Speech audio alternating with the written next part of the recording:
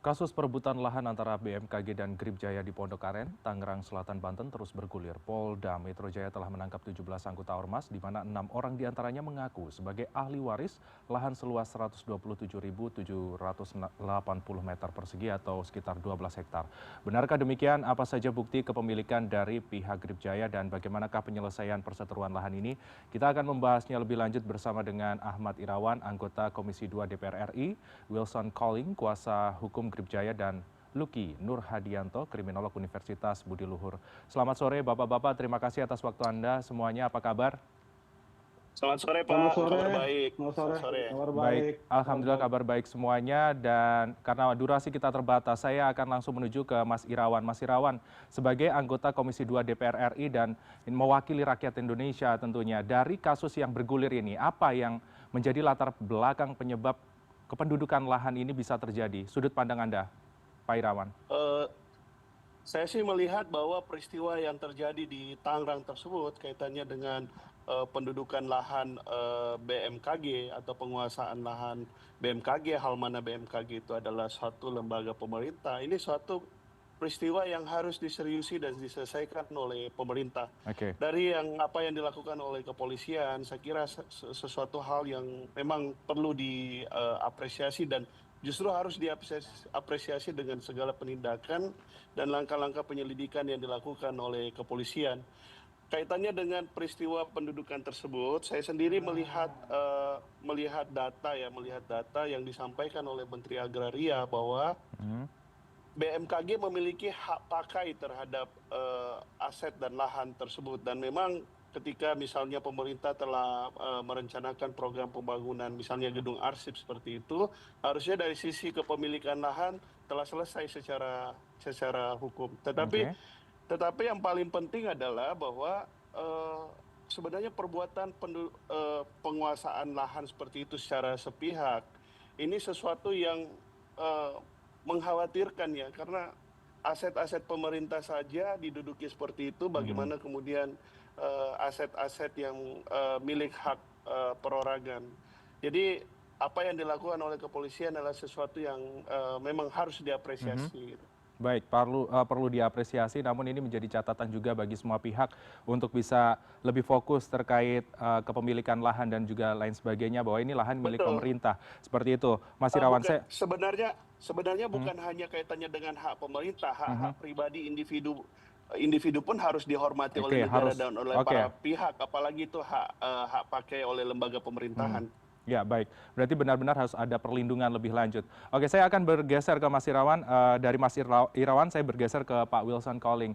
Pak Wilson, dari sudut pandang Anda sebagai kuasa hukum dari Grip Jaya, ini sempat terjadi bentrokan dan lain sebagainya. Lantas, sebenarnya bagaimana cerita dari versi Anda terkait kependudukan lahan ini yang notabene seperti yang kita ketahui adalah kepemilikan pihak BMKG. Sudut pandang Anda bagaimana, Pak Wilson?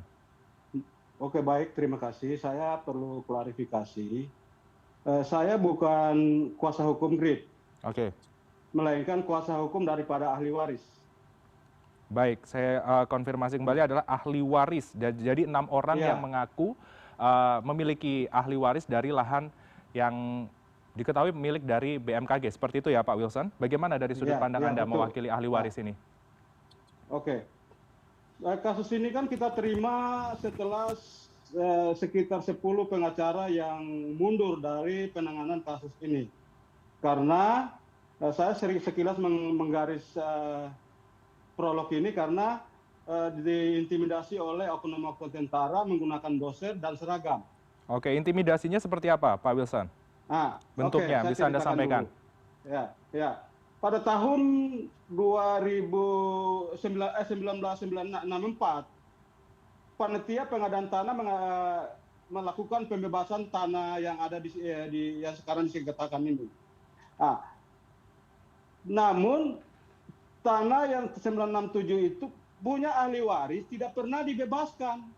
Dari 127.000 itu, di dalamnya ada tanah ahli waris 91 hektar. 9 hektar. 9 hektar. Yang sama sekali belum ada pembebasan. Kalau lihat di video itu tanah yang di depan itu milik ahli waris. Oke. Namanya Ribut bin Rain. Ribut bin Rain, kenapa saya mengatakan ini belum ada pembebasan lahan tersebut? Oke. Girik asli ada di tangan ahli waris, dan surat keterangan lurah pada tahun 2004 masih tercatat sebagai pemilik ahli waris. Oleh karenanya saya tadi sepakat dengan Komisi DPR RI, kita tidak akan menghalang-halangi tentang aset negara. Tapi harus didudukan persoalan ini. Dari mana memperoleh aset negara tersebut? Oke, harus ditelusuri lebih lanjut. Ada hak-hak masyarakat yang dirugikan. Kenapa hadirnya organisasi di situ? Kenapa ruang-ruang hukum yang kriminalisasi itu, makanya oknum-oknum negara hadir di situ. Karena tidak ada orang yang sanggup menghadapi. Klien saya yang sekarang ditangkap itu 6 orang, itu mereka menguasai tanah tersebut itu turun-temurun. Oke. Kalau mau kita buktikan, makanya DPR juga harus tidak berpihak kepada negara, tapi berpihak kepada masyarakat kecil. Girik sampai dengan saat ini tidak pernah dialihkan kepada siapapun. Asli ada di sini, kalau itu tanah adat, maka proses hukumnya ada di lurah. Tentang peralihan itu, tidak terjadi peralihan. Kalau terjadi peralihan melalui panitia pengadaan tanah, maka Girik asli ada di tangan BMKG. Jadi harus diluruskan tentang, maksud saya ya, tokoh-tokoh nasional kalau berkomentar, jangan hanya dari sisi diambil sepotong-sepotong, sehingga keadilan ini tidak tercapai karena yang ditonggolkan adalah premanisme. Oke, Pak Wilson. Kami dapat poinnya. Intinya dari pihak Anda ada bukti berupa girik yang disampaikan, itu ada 90 atau 9 hektar, maksudnya 9 hektar yang diklaim sebagai milik 6 orang yang saat ini diamankan oleh pihak kepolisian. Lantas terkait kerusuhan yang terjadi antara ormas dan lain sebagainya, saya akan bergeser menuju ke Pak Luki. Kejadian seperti ini sering kali terjadi di Indonesia. Lantas dari sudut kriminolog sendiri, apa yang menjadi analisis Anda terkait motif hal ini atau kejadian seperti ini sering terjadi di Indonesia? Apa yang menjadi latar belakang? Apakah ada peluang atau bagaimana? Ya, Mas Fred, bisa kita lihat atas dasar dua aspek ya. Yang pertama, bagaimana kolaboratif policing ini harus kemudian diutamakan saat terjadinya, tadi disampaikan juga oleh Pak Wilson, adanya keputusan atau kemudian hak milik yang memang dari ahli waris atau tadi dari Pak Irawan, maka seharusnya ada celah yang memang menjadi pemanfaatan dari orang-orang tertentu. Dalam hal ini tentu orang-orang yang harus didudukan secara bersama-sama, apakah dari pihak kepolisian, BPN, atau kemudian dari Kementerian Tata Negara lainnya.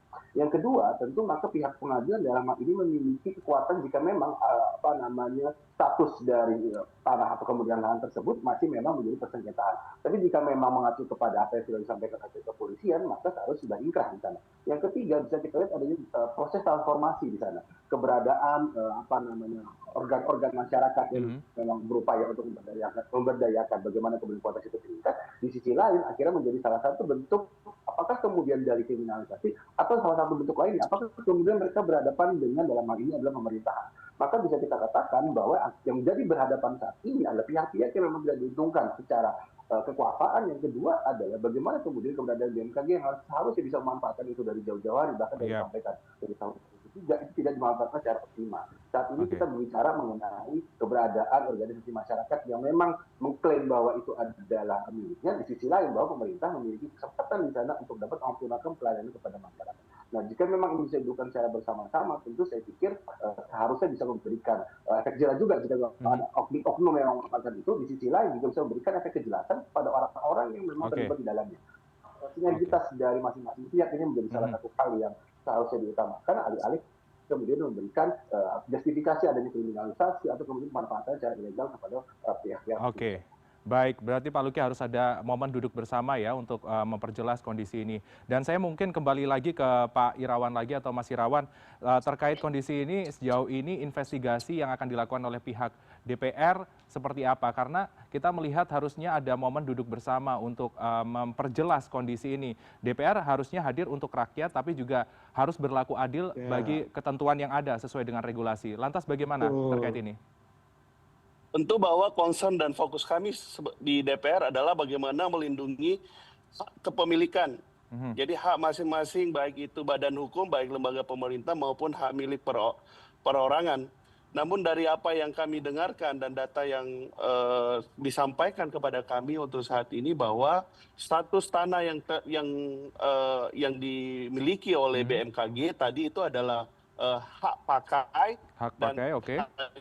ini juga pihak individu tadi perorangan tersebut atau ahli waris adalah girik tersebut. Maka untuk saat ini posisi kami, saya pribadi melihat bahwa status hak pakai tersebut sebagaimana peraturan perundang-undangan kita, Undang-Undang Pokok Agraria kita, salah satu hak yang kuap yang bisa menjadi penanda hak milik satu badan hukum atau lembaga pemerintahan. Itu yang pertama, bahwa sumber otoritatif itu memberikan penjelasan kepada kami terkait dengan hal tersebut. Yang kedua tentu kaitannya dengan ada klaim dari warga negara bahwa memiliki hak atas tanah tersebut, maka kemudian ke depan kami akan meminta penjelasan lebih lanjut dan lebih rinci kaitannya dengan hak-hak tersebut. Kami akan minta BPN, kami akan minta Kementerian Agraria, dan juga kami akan meminta dari warga negara tersebut untuk memberikan untuk memberikan bukti kepemilikan, meskipun sebenarnya kaitannya dengan penyelesaian sengketa tanah itu sebenarnya menjadi wilayah dan otoritas pengadilan dalam memeriksa, memutus dan mengadili kaitannya dengan sengketa tanah tersebut. Oke, berarti harus ada lembaga peradilan yang jelas untuk membuktikan milik tanah ini dan penggunaan tanah ini akan seperti apa.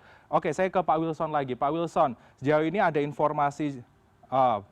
Oke, kami mohon maaf, sepertinya terputus dengan Pak Wilson. Saya langsung kembali ke Pak Luki mungkin. Pak Luki, kalau kita melihat juga ada indikasi-indikasi pemanfaatan yang dilakukan oleh Ormas, bahkan ada dugaan juga permintaan uang ganti rugi senilai 5 miliar. Dan ini mungkin juga kalau digariskan juga terkait katanya 9 hektar ini adalah milik warga atau 6 orang yang diamankan oleh petugas. Langkah-langkah seperti ini dengan meminta tebusan ataupun juga donasi, bukan donasi ya, saya menyebutnya adalah permintaan uang ganti rugi senilai 5 miliar ini apakah bisa dibenarkan dengan kondisi seperti ini? Ya, tentu saat kemudian kita berbicara mengenai permasalahan seperti ini ada dua aspek ya. Yang pertama saat kemudian secara perdata ini sudah clear dan memang tadi juga sudah disampaikan oleh Mas Irawan, seharusnya juga kemudian ada pihak-pihak yang memang jika memang mereka memiliki diri segera mengadukan ke pengadilan, maka seharusnya bagaimana kemudian keberadaan lahan yang dimanfaatkan oleh hak pakai BMKG ini bisa kemudian memiliki kekuatan hukum yang tetap. Yang kedua, dalam konteks pidana, maka kita melihat bagaimana kemudian ada upaya-upaya yang akhirnya memberikan rasa intimidatif kepada masyarakat. Dalam konteks ini tentu negara tidak memiliki kewajiban untuk memberikan retributif di sana. Bahkan di sisi lain ada bentuk bagaimana kemudian keberadaan orang-orang tersebut justru memberikan rasa ketidakamanan kepada masyarakat. Alih-alih kemudian itu jika memang atas dasar kepemilikan atau kemenangan pakai dari BMKG itu seharusnya dimanfaatkan secara optimal, tapi mereka memanfaatkan ini secara sebelah pihak gitu ya, dan kemudian menjadikan ini sebagai dalam tanda kutip gitu upaya untuk dapat mendapatkan keuntungan secara material. Maka dalam konteks ini bisa kita kategorikan apa yang dilakukan seharusnya sudah memenuhi kaedah-kaedah adanya unsur pidana di sana. Kemudian adanya unsur penghalang-halangan, kemudian adanya unsur jika memang itu tervalidasi adanya unsur pungutan liar seperti itu ya, orang yang memanfaatkan, atau bahkan ketiga adanya indikasi kekerasan jika memang ada orang-orang yang berupaya untuk mengambil hak tersebut dan memanfaatkannya secara lebih optimal. Oke, berarti harus ada penyelidikan lebih lanjut terkait indikasi-indikasi tindak pidana yang mungkin bisa terjadi. Oke, Pak Wilson, terima kasih sudah bergabung kembali. Saya akan konfirmasi lagi ke Anda. Dari pihak Ormas itu ada informasi yang bergulir bahwa ada upaya untuk ganti rugi atau permintaan ganti rugi senilai 5 miliar. Apakah itu benar, Pak Wilson? Dan atas dasar apa ganti rugi ini sebenarnya, Pak? Kalaupun benar, bisa Anda konfirmasi. Oke, baik. Ya, saya klarifikasi. Kan yang jadi kuasa hukum ahli waris kan kami, tim advokasi. Tidak pernah kami berdiskusi dengan pihak BMKG dan ada menyebutkan nilai itu. Kalau ada nilai-nilai liar itu, apakah mereka ada surat kuasanya dan meminta nilai tersebut? Baik, berarti tidak ada pembuktian ya? Tapi iya, tidak ada pembuktian, dan hal-hal seperti itu memang kita pernah diajak mengaku sebagai utusan dari BMKG. Dengan ditawarkan proyek dan segala macam agar mundur dari kasus itu. Tapi saya selalu mengatakan ini masalah ahli waris ya, kalau Bapak mau selesaikan saja. Ada yang mendatangi Anda, mohon maaf Pak Wilson, ada yang mendatangi Anda menawarkan proyek. Proyeknya apa saja kalau boleh tahu? Saya tidak terlalu rinci untuk menjelaskan itu karena dia juga baik dengan saya, tapi saya pada saat itu saya mengatakan tidak perlu tawar-menawar seperti Oke, itu. tidak perlu Kalau tawar-menawar. Oke. BMKG menyelesaikan dengan tiket baik, Oke. segera menyelesaikan kepada ahli waris karena ini mereka dari 13 tinggal 7 orang sudah Oke. meninggal semua. Baik, Itu sudah dapat seperti poinnya. itu. Intinya ada penyelesaian lebih baik dari pihak BMKG, setelah itu juga mungkin aparat penegak hukum dan juga mungkin dari pengadilan juga yang akan menyelesaikan kasus ini. Pak Wilson ini sudah memberikan gambaran kepada kami terkait kondisi yang ada, setelah itu juga tadi ada Mas Irawan. Saya tambahkan sedikit dan Oke. saya tambahkan sedikit. Saya berikan selama ini, sedikit saja 30 detik ya Pak. Boleh silakan karena durasi kita sudah habis. Ya, selama ini kami baru sekali bertemu dengan pihak BMKG di Polres Tangerang. Oke. Dan di dalam Polres Tangerang itu dihadirkan lurah dan lainnya. Lurah mengatakan masih tercatat dan sekarang dengan melalui surat masih tercatat. Oleh karenanya polisi mengatakan bahwa akan membuka warka.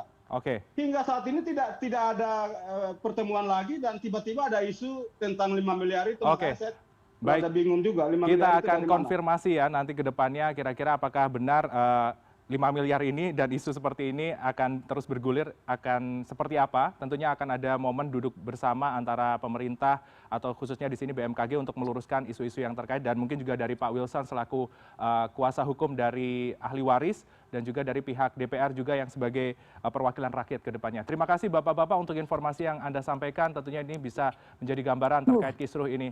Selamat kembali beraktivitas, selamat sore, sukses selalu, salam sehat. Terima kasih. Ya, Selamat sore, terima kasih. Assalamualaikum. Terima kasih.